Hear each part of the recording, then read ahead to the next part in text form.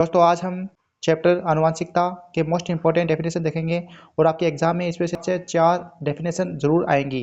तो सबसे पहले बात करते हैं आनुवंशिकता। आनुवंशिकता किसे कहते हैं? हेरिडिटी, आनुवंशिकता। माता पिता से संतानों में गुणों का स्थानांतरण होना क्या कहलाता है? आनुवंशिकता कहलाता है। माता पिता के गुण उनके बच्चों में जाएंगे, आनुवंशिकता कहलाएगी। लक्षण, लक्षण क्या होता है? ट्रेट्स, लक्षण को बोलते हैं ट्रेट्स कि किसी भी जीव की पहचान करने वाली विशेषता को लक्षण कहते हैं। जैसे आंखों का रंग, ऊंचाई, ये सभी क्या होती हैं? लक्षण होते हैं और ये उनके बच्चे में जाएंगे, ये उनके लक्षण दिखाई देंगे। अब बात करते हैं जीन की। तो जीन क्या होता है? डीएनए का वह भाग जो किसी विशेष लक्षण को नियंत्रित करता है, जीन कहलाता है। इंपॉर्टेंट रहेगा जीन भी आपके, ठीक है। आगे आता है गुणसूत्र, क्रोमोसोम। कोशिका के नाभिक में पाए जाने वाले धागेनुमा संरचना जिसमें डीएनए और जीन होते हैं, उन्हें क्या बोलते हैं? गुणसूत्र बोलते हैं। और गुणसूत्र का आकार कुछ इस प्रकार से होता है, जैसे एक्स गुणसूत्र होता है कुछ इस प्रकार से होता है, वायु गुणसूत्र होता है वो कुछ ऊपर से इस प्रकार से मुड़ा हुआ रहता है, ठीक है। एक्स गुणसूत्र आकार में लंबा होता है और वायु गुणसूत्र होता है आकार में छोटा होता है। आगे डीएनए, डीएनए का पूरा नाम होता है डीऑक्सीराइबोन्यूक्लिक एसिड। आगे बात करते हैं डीएनए क्या होता है।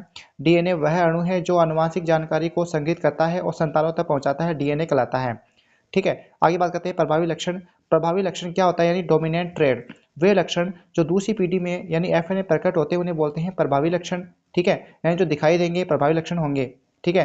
दूसरा आता है अप्रभावी लक्षण, ये भी इंपॉर्टेंट है, यहाँ से जरूर आता है रिसेसिव ट्रेट्स, वे लक्षण जो F1 पीढ़ी में प्रकट नहीं होते हैं लेकिन अगली पीढ़ी में दिखाई देते हैं उन्हें बोलते हैं अप्रभावी लक्षण। यानी जो लक्षण स्पष्ट दिखाई देंगे वो तो प्रभावी, जो नहीं छिपे रहते हैं वो होते हैं अप्रभावी। अगला आता है संकरण, हाइब्रिडेशन यानी क्रॉस, दो अलग अलग लक्षण वाले माता पिता के बीच प्रजनन करवाएंगे तो उसे बोलते हैं संकरण बोलते हैं। संकरण क्यों करवाते हैं? उच्च क्वालिटी की किस्म को प्राप्त करने के लिए। फिर आता है जीनोटाइप। जीनोटाइप क्या होता है? किसी भी जीव का आनुवंशिक संयोजन, कैपिटल टी स्मॉल टी और डबल स्मॉल टी जीनोटाइप कहलाते हैं। यानी उसकी आनुवंशिक गुणों के आधार पर, यानी जीनी संरचना के आधार पर जो संरचना दिखाई देती है उसे बोलते हैं जीनोटाइप और ये इस प्रकार से होता है, ये मोस्ट इंपॉर्टेंट है।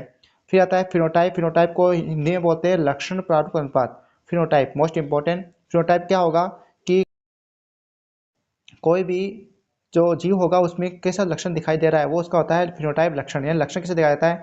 जैसे लंबा पौधा, बोना पौधा, वो उसके लक्षण प्रारूप अनुपात होगा, फिनोटाइप मोस्ट इंपॉर्टेंट। फिर आता है मेंडल का नियम। मेंडल का नियम बोलता है कि लक्षणों का वंशानुक्रम निश्चित नियमों के अनुसार होता है, उन्हें बोलते हैं मेंडल का नियम कहते हैं, मोस्ट इंपॉर्टेंट रहेगा। तो आज की वीडियो में दोस्तों इतना ही। अगर आपको वीडियो पसंद है वीडियो को लाइक करें, चैनल को सब्सक्राइब करें, वीडियो को शेयर करें।